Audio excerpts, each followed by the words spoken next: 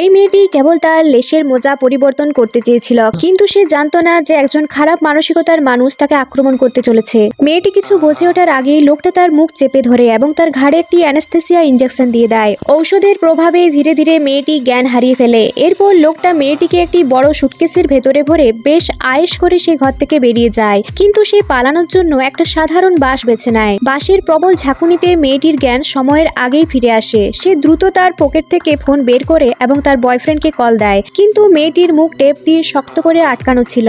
ওপাশে থাকা ছেলেটি অবাক হয়ে ফোনের দিকে তাকায় এবং বলে, কথা বলো, কিন্তু ওপাশ থেকে কেবল মানুষজনের কথাবার্তার শব্দ আসছিল। ছেলেটি সাথে সাথেই বুঝতে পারে কিছু একটা সমস্যা হয়েছে। সে দ্রুত পুলিশের সাহায্য নেয় এবং পুলিশ লোকেশন ট্রেকিং এর মাধ্যমে মেয়েটির অবস্থান খুঁজে পায়। খবর পেয়ে ছেলেটি দ্রুত তার মোটর বাইক নিয়ে সুপারফাস্ট গতিতে ঘটনাস্থলে ছুটে যায়। আর এই সময়ের মধ্যে মেয়েটি লোকটার হাতে প্রচন্ডভাবে নির্যাতিত হয়, এমনকি লোকটা তার ফোন বের করে নিজের সেই জঘন্য কর্মকাণ্ড রেকর্ড করতে থাকে। ঠিক যখন সে আবারও মেয়েটির ওপর চড়া হতে যাচ্ছিল, সেই মুহূর্তেই ছেলেটি সেখানে পৌঁছে যায় এবং এক ফ্লাইং কিকে লোকটিকে ধরাশায়ী করে দেয়। লোকটা যখন দেখলো যে সে মারপিটে পেরে উঠছে না, তখন সে এক নোংরা চাল চালে। সে মেঝে থেকে এক মুঠো চুন নিয়ে সরাসরি ছেলেটি চোখের দিকে ছুড়ে মারে এবং সেই সুযোগে সেখান থেকে চম্পট দেয়। পরের মুহূর্তেই পুলিশ সেখানে এসে পৌঁছায় এবং চিৎকার করে বলে, নড়বে না, 2 হাত মাথার উপরে তোলো। এরপর পুলিশ কোনো কথা না বলেই উল্টো উদ্ধার করতে আসা ছেলেটিকে গ্রেফতার করে ফেলে।